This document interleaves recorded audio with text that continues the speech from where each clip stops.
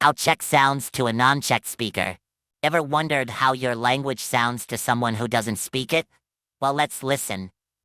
Ta skalby STV sponizet kalani pokar destry ucznačíte orzí snímací zachana STV pečené někdo obvýjimečnirek, dérně pelzet sechana leck moznivy okr peti do hákst áte čas poráskině drtina en getlitrum oven mčí přispu aldrová sana v cili čereche aldezeten sčdimotér del a vápčekán žedení.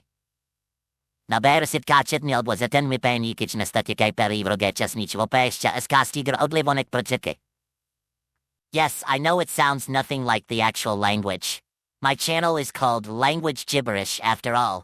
I'm sure those who completely missed the point will flood the comments with "this is nonsense and your pronunciation is all wrong." All because they didn't get the joke. Follow me if you want to hear Spongebob obliterate more languages in hilarious gibberish.